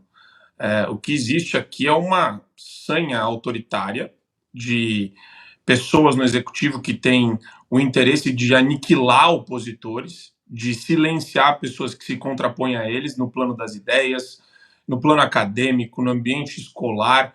Quer dizer, a gente vive, do ponto de vista de guerra cultural, uma assimetria abismal entre conservadores e essas militâncias que estão super estruturadas e infiltradas no nosso tecido social. Mesmo que uma boa parte dos brasileiros, né, se considerem ou sejam conservadores na defesa de princípios e valores conservadores, você percebe que o establishment, o sistema, a imprensa, o ambiente educacional, ele foi dominado por isso. E o governo, principalmente o petista no poder, eles são muito eficientes em trabalhar com figuras de linguagem. É a criação da Procuradoria de Defesa da Democracia. E você tem que ter alguém nesse ambiente que consiga, ao menos, travar pautas totalmente antidemocráticas que têm essa embalagem democrática, porque eles perceberam isso, né? Você embala com democracia, eu posso passar tudo o que eu quiser, por mais autoritário, ditatorial, despótico que seja. Então, é importante que a eleição do Marinho aconteça no sentido exatamente de tentar restabelecer algum tipo de rito em termos de ordem da casa, dos processos legislativos da casa, e também para tentar fiscalizar o judiciário, que deve ser objeto de fiscalização pelo Senado, constante, e se imiscuir no papel, de fato, de fazer essa fiscalização de maneira efetiva, séria, constitucional, e, ao mesmo tempo, do próprio Poder Executivo, das nomeações que são feitas para as embaixadas, os próprios ministérios, para que você consiga, pelo menos, restabelecer um pouco. A gente caiu numa espécie de túnel do tempo. Eu não consigo acreditar que a gente está no dia 31 de janeiro e a quantidade de pautas extremistas que já foram aventadas e que querem ser objeto de institucionalização pelo PT é meio inacreditável. Então, o Marinho, na presidência do Senado, vai servir sim a um papel de restabelecimento de algum reequilíbrio republicano. Ana, quer acrescentar uma informação? Eu queria sim, Paula, só trazer aqui para a nossa bancada que o brasileiro tem tanto pratinho para rodar, né, no cenário político, tanta coisa para prestar atenção, para estudar, para debater, e a gente não pode esquecer de nenhum pratinho, né? Tem que ir ali dar uma rodadinha nele, senão ele acaba caindo e quebrando. E eu acho importante, dentro desse contexto macro, é claro que a curto prazo, a curtíssimo prazo, talvez nenhuma medida seja mais importante do que a eleição do presidente do Senado, claro. Mas num contexto, eu não diria a longo prazo, mas até a médio prazo, a gente continuar com esse debate e também fazer pressão nos nossos parlamentares, é a discussão de outras medidas dentro do contexto político que que não deixe todos os nossos ovos em cima, dentro de uma cesta só. E aí eu trago, para ilustrar o meu comentário, um tweet do deputado Luiz de Orleans e Bragança, Luiz Felipe, que ele diz o seguinte: os freios e contrapesos entre os poderes não deveriam depender das pessoas que ocupam os poderes. A saída é mais gatilhos legais e referendos populares para frear as falhas dos maus. Como não temos sempre, aguardamos longamente por uma nova eleição que traga os bonzinhos. Eu falo isso porque o deputado também ele propõe, dentro de um projeto de uma reforma política, o próprio recall, por exemplo. A gente não pode estar sempre esperando que um homem, o presidente do Senado, seja a única ferramenta para qualquer desmando do Poder Judiciário, por exemplo, vindo do Supremo Tribunal Federal, de algum ministro específico. Então, nós precisamos trazer essas ferramentas de ação política mais para perto do cidadão. O voto distrital é outro ponto que nós temos que continuar discutindo de maneira enfática para que isso aconteça no Brasil no médio e longo prazo, senão a gente pode trocar aí os parlamentares da Câmara e do Senado, que nós vimos que nos últimos 2 anos, mesmo diante das inconstitucionalidades cometidas por alguns ministros, nenhum pedido de impeachment foi sequer cogitado de ser debatido no plenário do Senado, e isso a gente precisa mudar. Augusto, eu quero te ouvir em relação a esse assunto, mas antes eu gostaria de acrescentar 2 informações. Primeiro, uma que chegou agora há pouco, que o MDB formalizou apoio à reeleição de Rodrigo Pacheco para a presidência do Senado Federal, e também o senador eleito e ex-ministro Sérgio Moro declarou no Twitter em quem irá votar para a presidência da casa. Disse, abre aspas, apoiarei Rogério Marinho, nada contra o senador Rodrigo Pacheco. Meu voto será a favor da oposição firme ao governo do PT. Em outro trecho, registrou admiração ao senador Girão, a quem considera um estimado amigo, mas considera que Marinho tem melhores condições de construir a maioria. E aí, Augusto?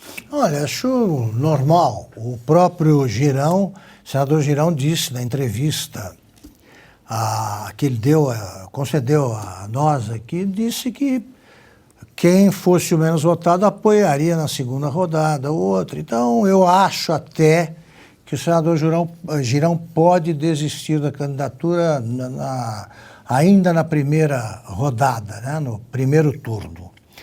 Olha, pela primeira vez existe, em algum tempo, né, existe a possibilidade de o Senado eleger um presidente gauche, né, não esperado aí. Sempre, quando a eleição se aparecer, tem sempre um franco favorito. Desta vez, não. Eu procuro não confundir aí o que pode acontecer com o meu desejo. É evidente que eu torço para que o Pacheco seja substituído, porque a reeleição dele significa que o Senado vai continuar sendo presidido por um homem que fica de joelhos o tempo todo. Ele abriu mão de atribuições do presidente do Senado e fez com que o Senado tivesse confiscadas aí atribuições que são, segundo a Constituição, próprias, né, dos senadores. Acho que isso pode acontecer sim. O quadro mudou no Senado com a eleição de vários senadores de oposição agora, né, que são contrários ao governo do PT e ao Pacheco, o comportamento dele. Me parece que esses senadores votarão no Rogério Marinho, mas ele está discursando para os outros senadores, tá? Os que podem surpreender o Pacheco, né? Que acha que será reeleito, mas a diferença me parece pequena. O Pacheco foi eleito pelo Alcolumbre. O Alcolumbre é ele, ponto final, ali foi simples. Embora, era o Renan, né, o adversário. O Renan seja um homem poderoso no Senado e tal, o Alcolumbre estava forte, por ter sido presidente ali durante 2 anos. Desta vez o apoio do Alcolumbre atrapalha. Porque andou fazendo aí um monte de bobagens na montagem do governo Lula e pode pagar por isso. Agora, acho o discurso do Rogério Marinho correto pelo seguinte: é muito estranho um senador perder a chance de ampliar o seu cacife, de ser mais forte, de ser mais influente. Votar no Pacheco é concordar com a perda da importância do Senado. Isso, o político que faz isso, tem um comportamento suicida que não combina, né, com o comportamento que se espera aí de um senador ou deputado, porque eles têm um instinto de sobrevivência muito mais agudo do que o homem normal. Opa, diga lá, Silvio Navarro. Não, eu ouvi o Augusto aqui lembrar do Rodrigo Pacheco, e como eu sei aqui que a nossa audiência está inclusive engajada nesse debate, e é muito bom que isso esteja acontecendo. A Ana citou agora esse despertar para a política, né, do brasileiro nos últimos 4 anos, mais ou menos, e veja, o Augusto narra uma cena aqui em que o Davi Alcolumbre venceu o Renan Calheiros. Aquela eleição também foi marcada por uma participação, especificamente nas redes sociais do brasileiro, para tentar impedir o Renan Calheiros de voltar à presidência do Senado mais uma vez, porque havia uma onda de moralização, anticorrupção na política brasileira por conta justamente da vitória do presidente Jair Bolsonaro naquela eleição. Foi uma eleição em que o Davi Alcolumbre era desconhecido, portanto conseguiu angariar esse apoio até popular, ficou sentado horas, 8, 9 horas na cadeira de presidente do Senado, porque se ele se levantasse, ele era secretário da mesa na época, se ele se levantasse, alguém sentaria lá e tentaria conduzir a sessão de uma outra forma para beneficiar o Renan Calheiros. Uma sessão marcada pelo primeiro furto transmitido ao vivo pela TV Senado, que a Cátia Abreu roubou a pasta para que ele não lesse o início dos trabalhos. Sobre o Rodrigo Pacheco, eu sempre repiso a questão do fenômeno Rodrigo Pacheco na política brasileira. Ele era um advogado mineiro que em 2014 foi eleito deputado federal com pouco mais de 90 mil votos. Ele era do MDB, portanto não causa estranheza esse apoio agora do MDB a ele. Chegou à Câmara dos Deputados, virou coordenador da bancada do MDB e 2 anos depois lançado candidato a prefeito de Belo Horizonte, perdeu a eleição. Foi agraciado com o comando da CCJ, a maior comissão da Câmara de Constituição e Justiça. E depois foi eleito senador, 2 anos depois presidente do Senado, e no meio dessa confusão ainda teve gente que chegou a dizer que ele lembrava o Tancredo Neves, Juscelino Kubitschek na velha mídia, e ele quase, por muito pouco, não disputou a presidência da República. Sem nunca ter feito um discurso, um projeto, uma obra, nada que se tenha notícia de relevante. Diga lá, Augusto. O Pacheco, do Essa de Queiroz, é uma figura mencionada pelo Silvio, dizendo que nós temos um outro Pacheco aí do Senado. É uma figura que merece ser conhecida por vocês. Não deixe de ler a crônica do Essa de Queiroz, que entra esse Pacheco no livro Ilustre Casa de Rabi. Correspondência de Fradique Mendes, né? Que são correspondência de Fradique Mendes. Cartas ao senhor Molineux. Isso. Né? É o seguinte, resumidamente, em um minuto. O Pacheco, ele não falava nada quando era moleque e os amigos deduziam o seguinte, quem via, pois esse cara pensa, ele não fala porque ele está pensando, lendo. Aí quando ele entra na faculdade, estou resumindo, ele andava sempre com um livro embaixo do braço. O Pacheco não fala porque ele só lê. Então ele já ganha um emprego público. E vai crescendo porque cresce a fama de homem dedicado ao pensamento, à cultura, então, e nunca tinha dito nada. Aí ele vira ministro da Educação, né, que era lá ministro da Instrução Pública. E pela primeira vez, num debate, ele fala a seguinte frase, provocado por um deputado da oposição, dizendo que como ministro ele não tinha feito nada, ele disse a seguinte frase, que o Essa de Queiroz, com a ironia maravilhosa que tem, mostra assim, que qualquer coisa aí causa impressão quando você quer acreditar na inteligência de alguém.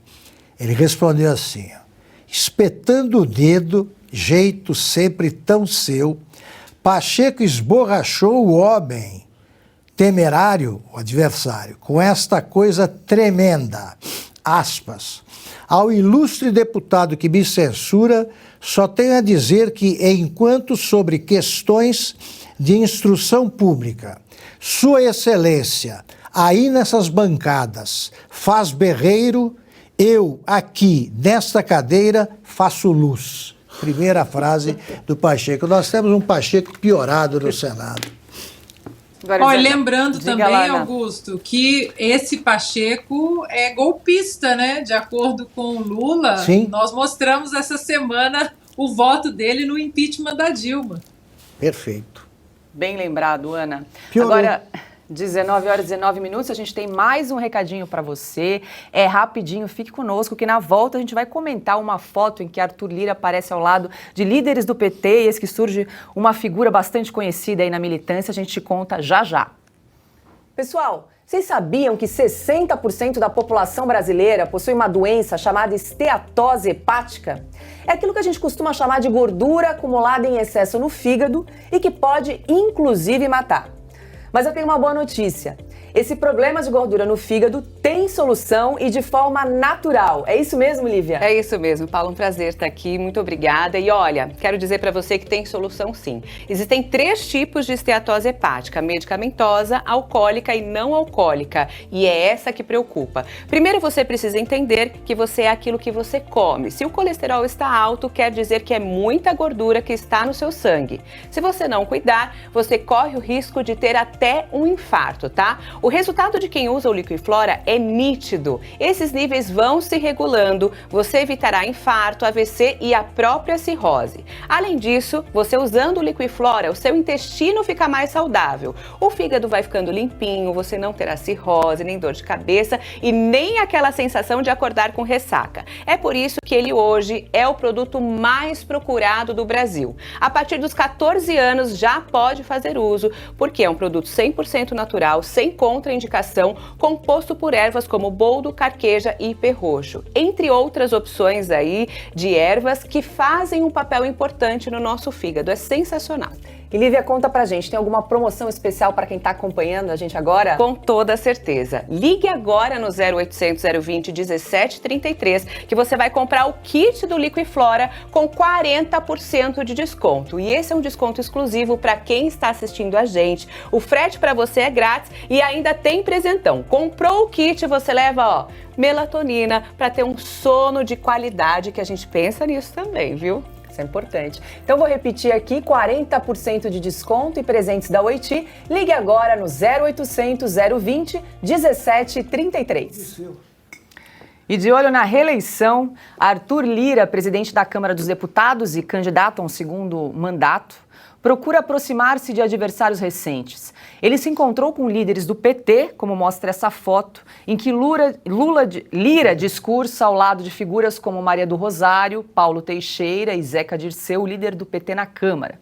Um pouco mais atrás, de camisa azul, aparece José Dirceu, ex-guerrilheiro, ex-ministro de Lula e ex-líder do PT.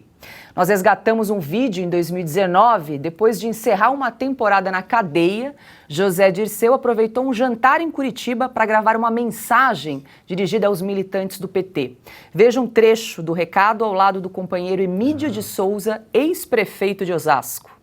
Pessoal, como vocês estão vendo, nós estamos aqui hoje numa noite de muita alegria pela libertação do presidente Lula. E nós estamos aqui hoje com outro grande companheiro, nosso comandante Zé Dirceu, que também saiu hoje da prisão, graças à decisão tomada ontem pelo STF. E para nós é uma imensa alegria. E agora nós vamos ouvir pela primeira vez uma mensagem do companheiro Zé Dirceu nessa soltura.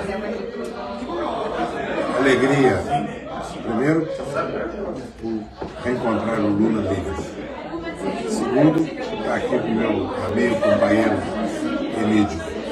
Quero primeiro agradecer a todos vocês pelo apoio, solidariedade, presença amiga, mais do que camarada. E dizer que estou agora voltando para outra trincheira. Eu estava na trincheira da prisão. Agora estou aqui de novo na trincheira da luta. Agora não é para o Lula livre, agora é para nós voltarmos e retomarmos o governo do Brasil. Para isso nós precisamos deixar claro o que nós somos. Nós somos petistas de esquerda e socialista. Nós somos tudo o contrário do que esse governo está fazendo. Uma boa noite para vocês, viu? Zé, antes do boa noite, você pode dizer o seguinte: você vai estar no Congresso do PT? Estarei lá. Silvio Navarro, você que é expert aí nessa figura, inclusive escreveu um artigo para a Revista Oeste, lá na edição 97 nós resgatamos esse vídeo, que estava inclusive no seu artigo. Comente aí essa cena de José Dirceu de volta e a cena do crime. Primeiro a foto, né? Você mostrou uma foto agora há pouco, uma reunião ali dos novos deputados do PT, aí você vê lá, estava o Paulo Teixeira, a Maria do Rosário, eu vi também ali, olha lá, o Arlindo Chinaglia, o Rui Falcão ali no fundo, né? Olha, e o Zeca Dirceu, que é o filho do José Dirceu, será o novo... Não é um dado biográfico, é uma acusação. Filho de José Dirceu. Pois é, e é o novo líder dessa bancada do PT. Agora, quando você vê essas caras, você vê justamente o retrato de um velho Brasil, né? Um Brasil que a gente imaginou em algum momento que a Lava Jato havia varrido para sempre da nossa história política, mas que infelizmente eles estão aí, todos aí, envelhecidos, mas inclusive com as ideias velhas, e é disso que se trata.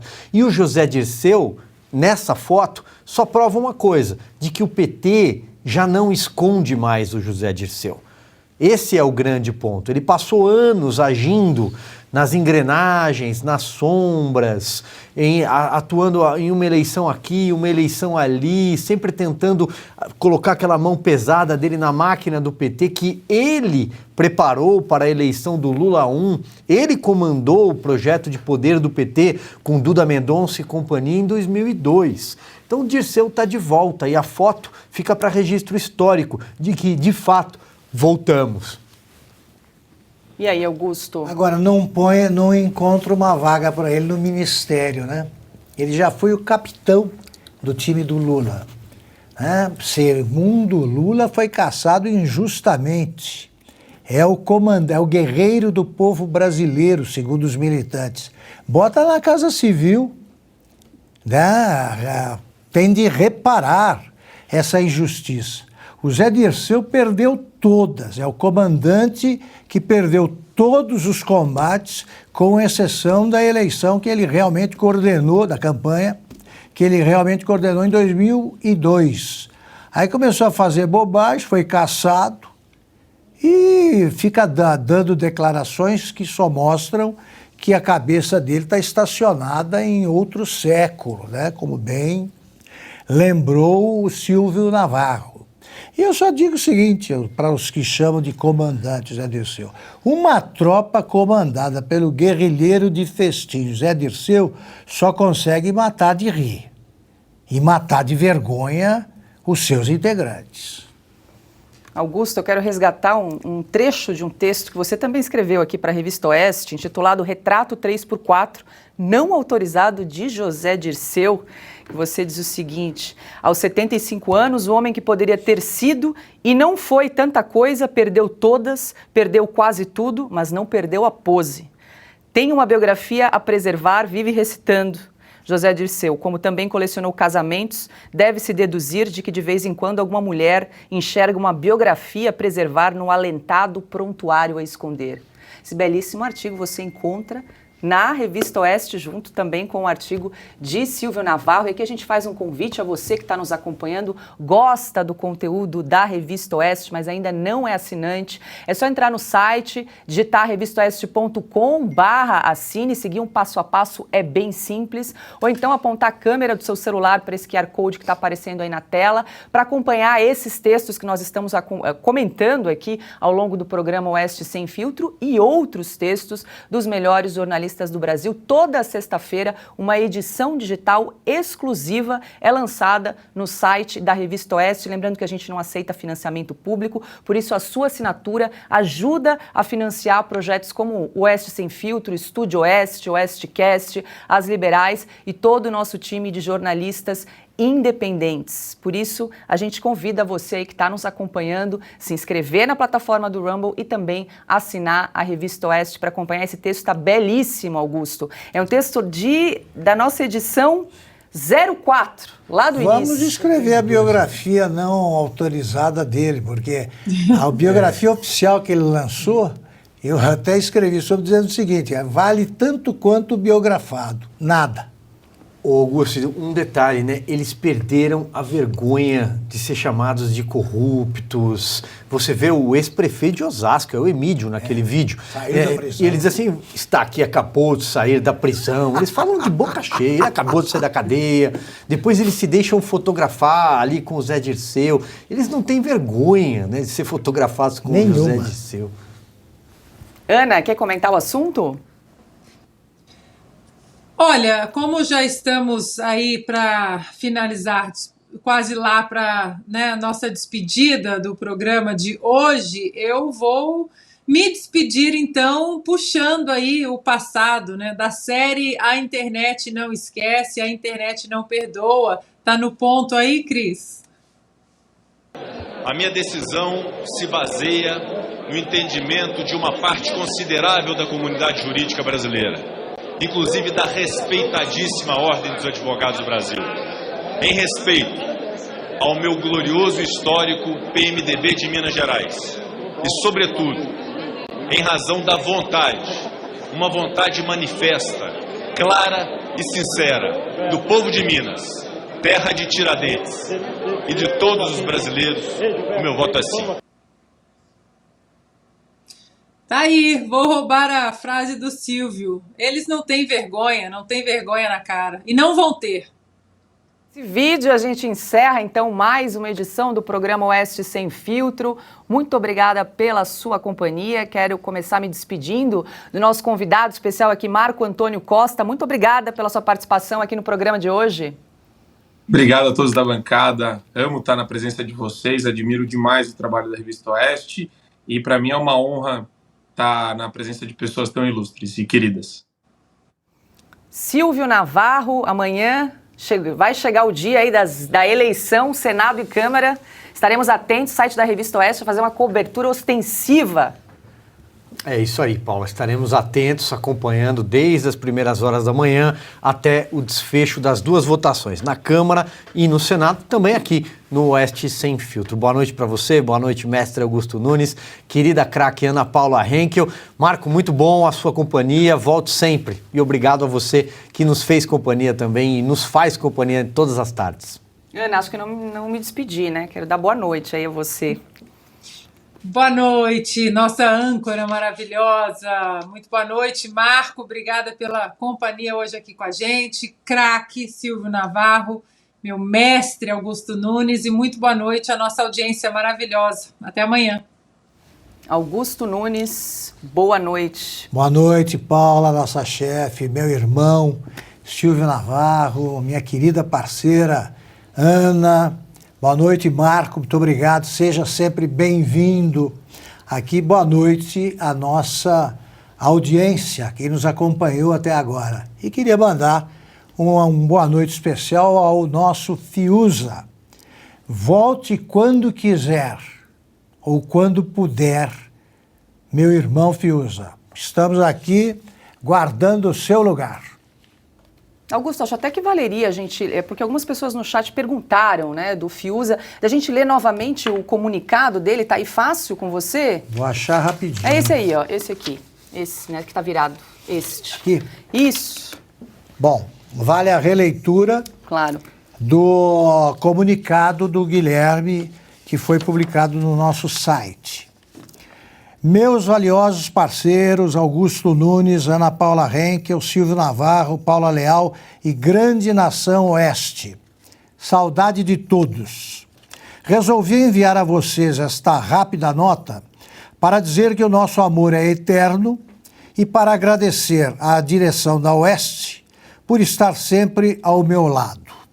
Depois das férias, sigo tratando de questões judiciais que não são compatíveis, ao meu ver, com a minha participação no Sem Filtro neste momento. E estou feliz por ver o grande sucesso do programa. Aproveito para fazer um pedido a vocês.